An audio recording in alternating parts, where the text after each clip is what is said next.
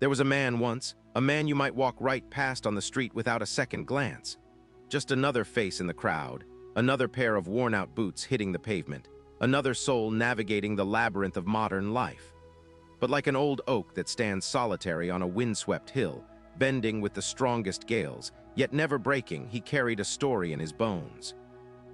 A deep, silent resilience, forged in fires that most folks never speak of, fires that left no visible scars but burned themselves deep into the very core of his being.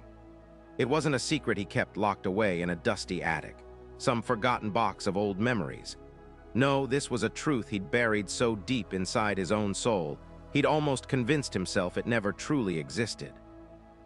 It was a secret born of old wounds, of indignities suffered when he was too small to fight back, too timid to even meet an angry gaze. For a long, long time, that secret was a lead weight in his gut, a quiet humiliation that whispered in the dark corners of his mind, especially when the nights stretched long and the streetlights cast lonely shadows. A heavy chain dragging him down, holding him tethered to a past he despised, a weakness he could never forgive himself for. But sometimes when the ground is broken and the earth is turned, when the old surface is churned up and exposed, that's when the deepest, strongest roots find their way to the light, not just surviving but thriving. Sometimes, the very things meant to break a man end up hardening him, not just strengthening his resolve but fundamentally reshaping his core. They don't just make him stronger, they forge him into something entirely new, something tougher than hardened steel, something that can't be bent or snapped, only sharpened. This is a story about how that secret, that buried pain, that quiet shame, became the very crucible in which an unyielding will was forged. A will so powerful, it would one day build an empire, brick by agonizing brick, out of the ashes of his own damn cruelty. That man's name was Boyd. He was 48 years old, and if you'd seen him on the street, shuffling into the diner for his pre-dawn coffee, you wouldn't have thought much of it. Just another brick in the wall, another gear in the immense grinding machine of the working world. Boyd worked at the plant, the same damn factory on the edge of town for nearly 30 years, ever since he was a scrawny kid fresh out of high school who needed a paycheck more than he needed dreams. He shifted raw metal, operated deafening presses, ground down rough edges, his life measured in the clang and hiss of hydraulic machinery, in the rhythm of the conveyor belts, in the predictable, monotonous hum that filled his days. He looked like a man who'd wrestled with life in the dark and come out mostly even, though a little scuffed up, a little roughed up around the edges. His face, etched with lines that told stories he never spoke, was a living map of every late night, every early morning, every unexpected expense, every bill that had to be paid and then some. There was a perpetual shadow under his eyes, not from lack of sleep alone, but from the weight of unspoken burdens. His jaw was often set, a habit from years of biting back words, of pushing through pain, of simply enduring. He wasn't handsome in the conventional sense, but there was a ruggedness to him, a quiet defiance in the tilt of his chin that spoke of battles fought and survived, even if no one else knew about them. His hands were something else entirely. They were the hands of a working man, true and deep, thick-knuckled and calloused, permanently stained with the iron dust and machine oil that no amount of scrubbing could fully erase. Each scar, each nick, each faded tattoo was a small testament to a lifetime of labor. They were hands that could fix an engine with intuitive grace, fell a stubborn tree with powerful swings, or gently, almost reverently, turn the worn-out pages of a treasured book. But mostly they were hands that punched a time clock at 5:58 a.m., hoisted heavy boxes, gripped hot tools, and pulled their weight day in and day out with an uncomplaining steadiness.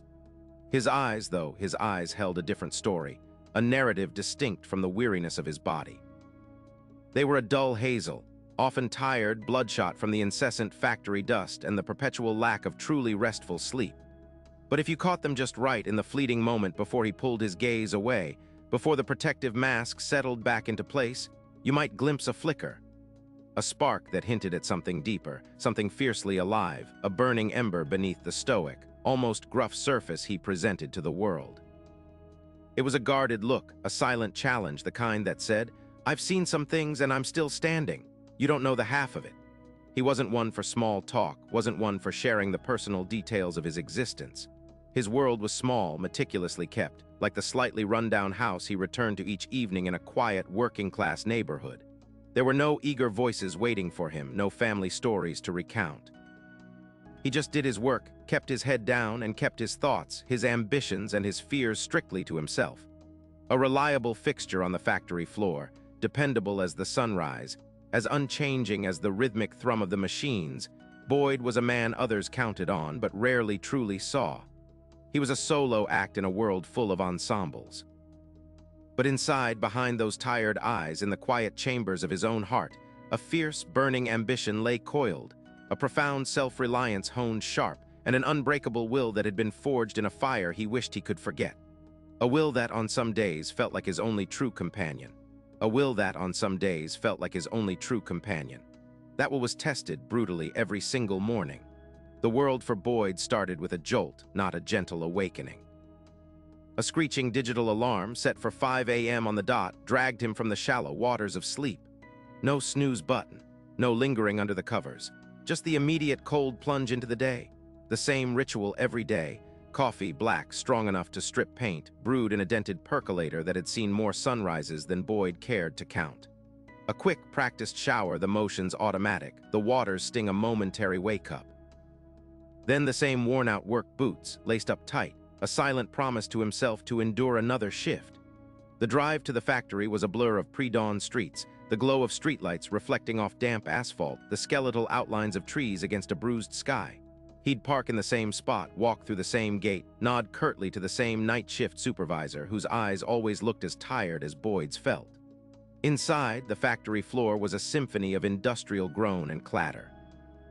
The pneumatic hiss of the press, the rhythmic thump of the conveyor belt, the metallic tang of machine oil hanging heavy in the air. Boyd's station was by the assembly line, feeding raw materials, checking gauges, tightening bolts. Repetitive, soul-numbing. Hour after hour, day after day, his hands, calloused and scarred, moved with an almost mechanical precision, a testament to years of practiced motion. His body was there, present, performing its duty, but his mind, a restless, caged beast, often drifted. He wasn't a clock watcher in the conventional sense. Time didn't drag for Boyd. It simply was an endless river carrying him downstream, each day a new bend, but the current always the same. He earned his pay, a decent wage for a factory man, enough to cover the mortgage on his small house, to keep the ancient pickup running, to pay for the dwindling grocery store visits. But there was no room for error, no slack in the rope. Every bill was calculated, every expenditure weighed. The worn-out couch, the TV from a decade ago, the faded paint on the window sills, they were testaments not to neglect, but to necessity. Money wasn't a tool for pleasure. It was a shield against the precipice, a bulwark against the fear of losing what little he had. The quiet hum of his meticulously kept, if modest, home was often punctuated by the unspoken worry of what an unexpected repair or a sudden medical bill might mean. And that worry, that constant, low-level thrum of anxiety, was a melody played alongside another, deeper one. Because beneath the stoic facade, behind the reliable daily grind, Boyd carried ghosts. Buried dreams, not truly dead, but suffocated under layers of practicality and fear. There was a time long ago when the world had felt bigger, when he'd seen himself as more than just a cog in a machine. A flicker of an idea, a vision of building something of his own, something tangible, something that bore his mark, not just the factory. He'd seen engineers, seen craftsmen, seen men who started with nothing but an idea and forged a path. He had a meticulous mind, a knack for understanding how things worked, a hands-on intuition that could diagnose a sputtering engine just by listening. But those whispers, those youthful ambitions, had been systematically silenced. They resurfaced in the quiet of his evenings, after the factory dust had been washed away, and the silence of his small home settled around him like a heavy blanket. He'd sit sometimes staring at a blank wall or the flickering screen of his old TV, and the gap would open up. The chasm between the quiet, gruff factory worker Boyd was and the man he'd once dared to imagine himself becoming. It wasn't regret, not exactly. Regret felt like a luxury he couldn't afford. It was a gnawing ache, a sense of unfulfilled potential, a fear that he was living a smaller life than he was meant to. He'd built walls around that ambition, solid, thick walls, because failure, he knew, was a far more terrifying prospect than never trying at all. And trusting anyone, even himself, with such a grand, vulnerable idea felt like an impossible risk. He'd learned early and hard that the moment you showed a weakness, a desire, a flicker of something truly yours, that's when others moved in. That's when they struck. And Boyd had promised himself in a silence so profound it echoed in his bones that he would never ever let himself be struck down again. Not by anyone, not by anything, especially not by his own damn hopes. The alarm clock, a chipped plastic square on a scuffed bedside table, didn't so much ring as emit a guttural rasp at 5 a.m. every single weekday. Boyd didn't need it, not really. His body clock, an internal mechanism more precise than any factory timer, usually had him awake a few minutes before, staring at the ceiling in the pre-dawn gloom. The silence of his small house in the working-class neighborhood was profound then, a quiet before the machinery of the world started grinding. He'd swing his legs out of bed, the floorboards creaking a familiar lament, and begin the day's meticulous ritual. His kitchen was small, but every surface gleamed. The chipped mug he used for coffee was always in the same spot. The ancient percolator bubbled with a steady, comforting rhythm. He ate the same breakfast, oatmeal with a splash of milk, watching the weak light filter through the window, painting the worn linoleum with tentative streaks. There was a quiet dignity in the exactness of his routine, a way of imposing order on a world that often felt chaotic and indifferent. Each movement was deliberate, efficient. He moved like a man who knew the value of every second, every action. The short drive to the factory was always cold, the air thick with the promise of another long day. He'd pass the same houses, the same sleepy convenience store, the same faded billboards. The engine of his older model pickup hummed a steady tune, a sound he knew better than any melody. When he pulled into the parking lot, the sprawling concrete behemoth of the plant already belching smoke into the gray sky, he felt a familiar weight settle on his shoulders. This was his world now. The clang of metal, the hiss of steam, the relentless thrum of machinery that vibrated through the very soles of his work boots. He was a cog in a much larger machine, a pair of strong hands and a sharp mind applied to tasks that, while essential, rarely sparked the flicker of pride he remembered from his youth. His job on the assembly line involved intricate, repetitive work, installing complex hydraulic systems into heavy machinery. It was honest work, demanding precision and endurance, and Boyd was good at it. His calloused hands, scarred and thick-fingered, moved with a surprising dexterity, securing bolts, tightening connections, checking pressure gauges. He could spot a faulty valve before it gave out, could hear the subtle change in a pump's rhythm that signaled trouble brewing. He had that uncanny knack for understanding the language of machines, a silent dialogue only he seemed to grasp. But it was their machine, their system, their profits. He was just the man making sure it kept running. Back home, after the grime of the day had been scrubbed from his skin and his muscles ached with a dull, familiar throb, the silence returned, deeper now. He'd sit at his small kitchen table, sifting through bills, the numbers a constant, nagging reminder of the thin line he walked. Rent was due next week. The gas bill was higher than he'd expected. He knew every penny of his paycheck, knew where it went before it even hit his bank account. There was no room for error, no slack in the rope. Just enough to keep his meticulously clean, slightly run-down house standing, just enough to eat, just enough to survive. The quiet struggle was a constant companion, a heavy blanket that smothered any stray thoughts of extravagance, any whisper of a different path. Sometimes a tool would lie on his workbench, a discarded part, a broken mechanism he'd brought home out of habit. And as his fingers idly traced the contours of the metal, a memory would surface unbidden. An old blueprint he'd sketched as a boy, a design for something simple, ingenious, something he'd made purely because he could. The kind of things that had set him apart years ago, before the world taught him that standing out made you a target. He would recall the joy of creation, the satisfaction of a problem solved not for someone else's bottom line, but for his own sense of accomplishment. Those moments were fleeting, ghosts of a forgotten ambition.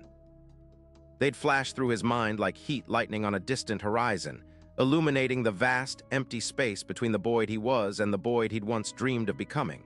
He'd push them down, deep into the recesses of his mind, like stoking a fire he knew he shouldn't let burn.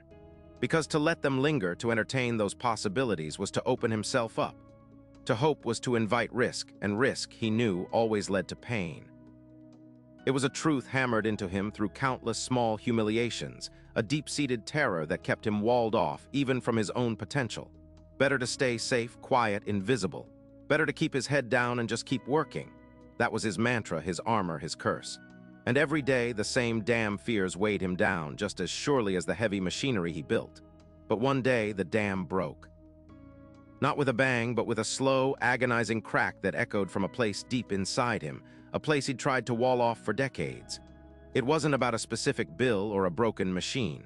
It was a ghost, a memory that clawed its way out of the shadows, demanding to be seen. He was wrestling a particularly stubborn piece of equipment, a heavy plate of cold steel that refused to align properly. His knuckles were scraped, sweat dripped into his eyes, and a familiar frustration simmered, a dull, impotent rage he usually kept bottled tight.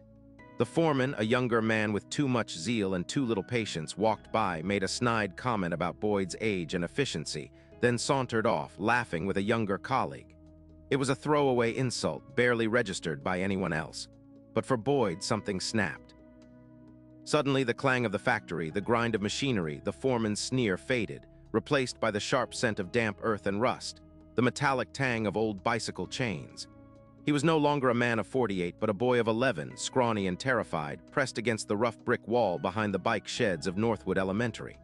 The three of them, Mark, the Hammer, Harrison, Gary, Goose, Jenkins, and their skinny, sniveling lieutenant, Kevin, circled him. Their shadows loomed large, distorted by the setting sun, making them seem like giants. He remembered the feel of the gravel digging into his knees, the cold brick against his cheek. He remembered the sting of the first punch, a glancing blow to his arm that still made him flinch. They hadn't wanted his lunch money that day. They just wanted to see him squirm, to see him cry. He tried to be brave, tried to be invisible, but they always found him. This time it was worse. They'd kicked his project, a small, intricate wooden glider he'd spent weeks crafting in his father's shed, stomping it to splinters in front of his eyes. And when he'd finally broken, when the tears had welled up and his chin had trembled, Mark Harrison had leaned close, his breath hot and foul. "Look at him," Mark had sneered, jabbing a finger into Boyd's chest. "Look at how scared he is. That's what we like, isn't it, boys?" The fear. And in that moment, as Kevin giggled and Goose delivered a final, gratuitous shove that sent Boyd sprawling into the mud, a strange, chilling clarity washed over him. It wasn't the pain, nor the humiliation of his ruined glider. It was the realization that they weren't breaking him with their fists or their words. They were breaking him with his own fear. His terror was their currency, his powerlessness their reward. The memory of Mark's glinting eyes, full of sick satisfaction, burned itself onto his soul like a brand. Lying there in the cold mud, covered in dirt and snot, something calcified inside that scrawny boy. A switch flipped. It wasn't a choice for revenge, not then. It was a primal, gut-deep vow, cold and unwavering. I will never be powerless again. He didn't know how, he didn't know what it would take, but he knew with absolute certainty that no one would ever again hold that kind of power over him. Not ever again. The memory snapped back to the factory floor, the plate of steel still stubbornly misaligned, his foreman's laughter long gone. Boyd stood there, breathing heavily, the phantom ache of old bruises stinging his bones. His hand, still grimy from the machinery, trembled slightly. He looked around the noisy, indifferent factory at the endless rows of repetitive tasks, at the faces of men resigned to their lot. And for the first time in a very long time, he saw himself among them, and it filled him with a quiet, icy dread. That night's sleep was a stranger. The digital clock on his bedside table glowed a malevolent red. 3:17 a.m., then 3:28, then 3:45. His small house, usually a sanctuary of meticulous order, felt like a cage. Every ticking sound, every creak of old wood amplified the silence in his mind. He lay flat on his back, staring at the ceiling, at the faint watermark in the corner that looked, in the dimness, like a map of a forgotten continent. His life paraded before him, a series of dull, predictable days, each one blurring into the next. He saw the 5 a.m. alarm, the lukewarm coffee, the endless parade of bolts and rivets. He saw the bills piling up on the counter, neatly stacked but always present. He saw the lonely evenings, the untouched books, the half-formed ideas that never made it past his notebook. He remembered the terror behind the bike sheds, the shame, the helplessness. And now he looked at his 48 years, at the life he'd built, or rather the life he'd allowed to build around him. He hadn't been bullied in years, not physically, but he realized with a sickening lurch that he was still living in fear. Fear of stepping out, fear of trying, fear of failing, fear of being seen, fear of inviting the very scrutiny that had broken him as a child. The iron will he'd forged that day hadn't been used to build a life of purpose. It had been used to build a fortress of quiet desperation. He had kept his head down, worked hard, stayed out of trouble, avoided risk. He had become reliable, stoic, invisible. Just as he'd promised himself he would never be powerless again, he had also inadvertently promised himself he would never truly live again, not in a way that invited vulnerability or growth. He had built walls so high, so thick that he had walled himself in, not just the bullies out. A raw, primal ache settled in his chest, a feeling of profound waste. All that quiet defiance, all that stubborn resolve, all that bottled-up energy. And for what? To be just another cog in the machine, grinding away his days, living the exact safe, unremarkable life the bullies probably assumed he'd amount to. He was safe, yes, but he was also suffocating. The air felt thin, his lungs tight. He was a man with an unbreakable will, a mind full of suppressed ingenuity, a heart that yearned for something more, and he was doing absolutely nothing with it. He was existing, not living. And in the bleak silence of 3 a.m., that truth was the most brutal beating he'd ever taken. In the cold, sterile light of 3 a.m., Boyd didn't rage. He didn't cry out.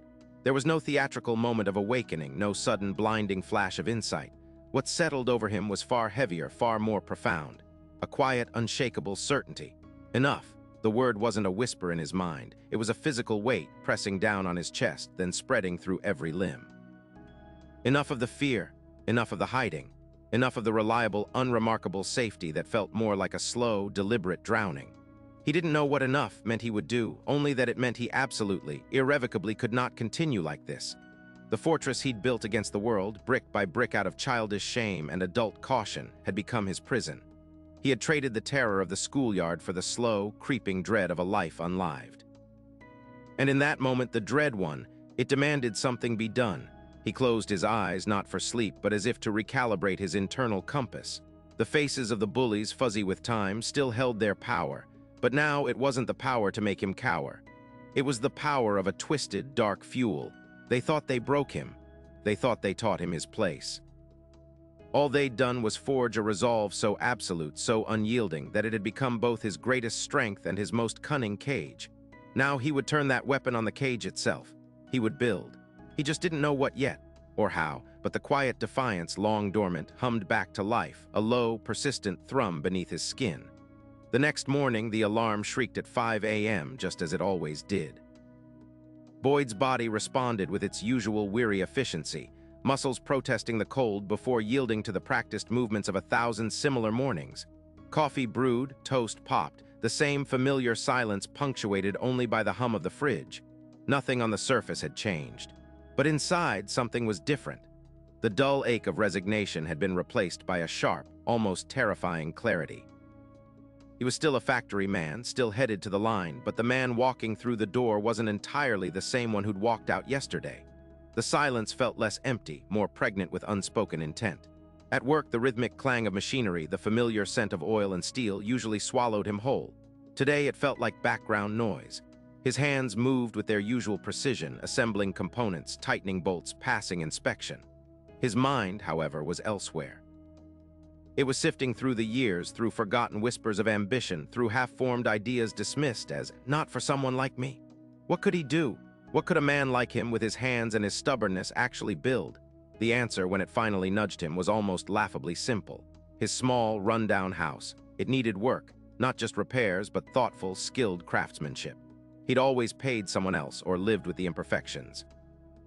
He remembered the old woodworking shop in high school, a class he'd dropped after a particularly brutal taunting session about his girly precision. The memory stung, but this time it was a spark, not a wound, brick by brick out of their damn cruelty. He would build his own castle, starting with a single wooden plank. The evening that followed was a battle of wills, not against bullies, but against his own ingrained inertia. The urge to collapse onto the sofa, grab a beer, and lose himself in the static of the television was powerful. His body screamed for rest. His mind, however, was a relentless drill sergeant. Remember 3 a.m. Remember their faces. Remember powerless. With a grunt that was half exertion, half sheer stubbornness, he pushed himself up. He didn't have tools, not really. Just an old, neglected shed in the backyard, cluttered with cobwebs and forgotten junk. The air was cold, damp. He found a dusty, unused corner, pulled out a wobbly, abandoned workbench, and began to clear it. His movements were awkward, his breath heavy. He didn't know what he was doing. He knew nothing about joinery, about cutting, about sanding. But he was doing something. He felt ridiculous. A 48-year-old man standing in a drafty shed, utterly clueless. He wanted to give up, to retreat to the familiar comfort of his predictable routine. "This is stupid. You'll fail, just like before." The old voices, his own and echoes of theirs, whispered in the gloom. He gritted his teeth. Failure, maybe, but not trying. That was the real defeat. That was letting them win again. He picked up an old, rusty handsaw he found hanging on a nail, feeling the cold, rough grip. It felt alien in his hand, heavy and blunt. He looked at the untouched wood of the workbench, then at the saw. This was it. Day one. He lifted the saw, awkward and uncertain, and brought it down to the edge of the wood, ready to make his first imperfect cut. The rusty saw bit into the wood, screeching in protest. Boyd pushed, pulled, his muscles, accustomed to the rhythmic clang of the factory, felt alien and clumsy with this delicate, precise effort. The blade jumped, skittering across the surface, leaving a jagged, ugly gouge. He swore under his breath, a low, guttural sound that barely escaped his lips. His hands, usually so steady with a wrench or a hammer, trembled with unfamiliar tension. Day after day, the scene repeated. He'd drag himself home, the ache of the factory clinging to his bones like sawdust. The shed, cold and unwelcoming, awaited him. He'd stand there, staring at the raw lumber, at the tools he barely understood. Each evening was a battle, not just with the wood, but with himself. The saw would bind, the chisel would slip, a cut would go crooked, ruining hours of painstaking effort. Sometimes he'd rip a splinter deep into his thumb, blood blooming on the pale wood, and the pain would be a sharp reminder of his inadequacy. His fingers grew raw, calloused, then split. His back constantly ached from leaning over the workbench. Dust settled in the lines of his face, clinging to his clothes. He bought a book, thick with diagrams and terminology he didn't understand, and tried to decipher the secrets of joinery. He watched videos on a cracked phone screen, squinting at the graceful, effortless movements of experts, then trying to mimic them with his own ham-fisted attempts, feeling a hot flush of shame creep up his neck. There were nights he just wanted to walk away. Just drop the hammer, kick the bucket of wood scraps, and retreat to the sterile quiet of his living room. The lure of oblivion, of forgetting this Sisyphean task, was a siren song. He'd stand at the shed door, his hand on the cold, rusty latch, his body screaming for rest, his mind whispering, "What's the point, Boyd? You're no good at this. You never were, just like with everything else." The words were an echo of the past, the taunts of the schoolyard, the dismissive snickers, the feeling of being too slow, too small, too nothing. One particularly cold Tuesday, after a 12-hour shift that had left him feeling wrung out and hollow, he almost didn't go. He sat at his kitchen table, a plate of reheated leftovers growing cold, staring at the condensation on his water glass. The thought of stepping into that damp, dusty shed filled him with an almost physical dread. It felt like another beating, another humiliation. He could just skip one night. What would it matter? Nobody would know. Nobody cared. But then an image flashed behind his eyes, not the bruised face of the scrawny kid, but the sneering faces of the three boys who'd held him down. The one with the gap in his teeth, the one with the cruel, cold eyes, the one who smelled of stale cigarette smoke even then. He saw their triumphant grins, felt the sting of their words, the crushing weight of their contempt. And suddenly the exhaustion lifted, replaced by a cold, steady flame in his gut. He slammed his fist softly on the table, a sound barely audible in the quiet house. He wouldn't skip. He couldn't, not when their ghosts were still watching, still whispering. Going back on his word, even to himself, felt like surrendering to them all over again. He pushed himself up, the stiffness in his joints a familiar protest. He walked to the shed, his steps heavy, purposeful. This time, he didn't pick up the saw. Picked up a piece of timber he'd been trying to plane for days, a stubborn knot refusing to yield to his efforts. He leaned into it, his shoulders bunched, his teeth gritted. The plane shuddered, then caught, shaving off a thin, curling strip of wood. Then another, and another. His movements were still clumsy, the surface still imperfect, but it was progress, slow and arduous. Days turned into weeks. Boyd developed a ritual. Factory, home, shed. No television, no distractions. Just the relentless pursuit of something he couldn't yet define, something that felt like a quiet rebellion against his own limitations. He ate dinner standing up sometimes, too impatient to sit, rushing back to the shed. He started waking earlier just to read a few pages of his carpentry book before his alarm screamed at 5 a.m. He cursed, he swore, he bled, he made mistakes that felt monumental. He ruined good wood, costing him money he could barely afford. One night, a piece of wood splintered under his hands, sending him into a fit of frustrated rage. He threw the offending timber against the back wall of the shed, the thud echoing in the stillness. He stood there, panting, his chest heaving, tears of pure, raw exhaustion and self-loathing stinging his eyes. "Damn it all," he whispered, his voice hoarse. "Damn it all to hell." He sank to the cold concrete floor, head in his hands, feeling every one of his 48 years weighing him down. What was he doing? This was madness. This was a fool's errand. He was just a factory worker, always would be. This shed, these tools, this impossible dream, it was all just a pathetic fantasy. The despair was a cold hand gripping his heart, threatening to extinguish that tiny, stubborn flame. Then a quiet whisper in his mind, clear as day. They broke you once. Will you let them break you again? The question was a jolt, an icy splash of clarity. No, he wouldn't. He couldn't. Not after all this time, all this effort, all this pain. He looked at the discarded piece of wood, splintered and useless. It was a failure, yes. But it was his failure, and he would learn from it. He would buy more wood. He would try again. He wouldn't let a ruined plank or a crooked cut or the echoing taunts of his past define him. He would not quit, not this time, not ever again. Slowly, painfully, he picked himself up off the floor, his resolve hardened, tempered by the fire of his own failure. The following morning, the splintered wood still lay where he'd thrown it, a silent testament to his breakdown. Boyd stared at it for a long moment, then picked it up. He ran a calloused thumb over the rough edge where it had snapped, a small, almost imperceptible nod of acknowledgement passing between him and the broken thing. He didn't toss it in the scrap pile. Instead, he carried it to his workbench, laid it flat, and spent a good 20 minutes carefully sanding down the jagged edges until it was smooth, almost salvaged. It wasn't useful for his current project, but he tucked it away carefully. A reminder. The next few weeks, something shifted. It wasn't a seismic event, not a sudden burst of sunshine after a storm. It was quieter, more fundamental, like the slow, relentless grind of gears that eventually brings a massive engine to life. Boyd still dragged himself out of bed at 5, still punched the clock, still felt the ache in his bones at the end of a shift. But when he got home, the shed didn't feel like a cage anymore. It felt like a crucible. He stopped rushing. He slowed down. Each cut of the saw became more deliberate, each stroke of the sandpaper more even. He made mistakes, plenty of them. But now, instead of throwing tools or cursing the timber, he would lean back, rub his temples, and study the error. He'd pick up a pencil, make a note in a worn, spiral notebook he'd started keeping, then try again. The frustration was still a knot in his gut sometimes, but it was no longer a chokehold. It was a fuel burning cleaner, now hotter. His neighbors, who'd grown accustomed to the intermittent sounds of sawing and hammering from Boyd's shed, sometimes punctuated by a frustrated yell, noticed the change. The sounds became more consistent, less haphazard. The light in the shed stayed on later, but the rhythm of the work was different, steady, almost meditative. Old Mr. Henderson from across the street, who rarely spoke to anyone, once caught Boyd hauling a stack of lumber from his ancient pickup. He just nodded, a slight uptick at the corner of his mouth that Boyd might have imagined. No words were exchanged, but something passed between them, an unspoken recognition. At the factory, his colleagues started to notice too. Boyd was still Boyd, quiet, gruff, kept to himself. But there was a different set to his shoulders, a subtle glint in his tired eyes.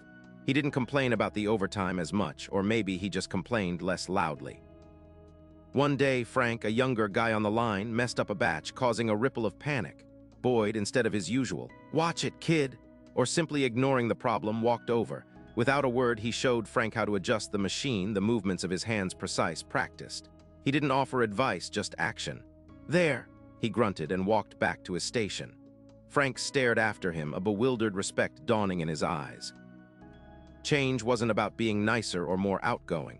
It was deeper. It was an internal straightening, a subtle but profound recalibration of his very being. The fear hadn't vanished, not entirely. It was still there, the ghost of those schoolyard hands, the echo of their laughter. But now the fear felt less like a heavy chain and more like a distant hum, a reminder that kept him focused, kept him working. It spurred him on instead of holding him back. Weeks turned into months. The shed, once a haphazard collection of tools and raw materials, began to transform. Boyd finished his first proper piece, a sturdy, functional workbench with dovetailed joints he'd agonized over for days. It wasn't perfect, he knew, but it was his. He ran his hand over the smooth, waxed surface, a strange, quiet satisfaction settling in his chest. It felt solid, unyielding, something he had built with his own 2 hands, with his own stubborn will.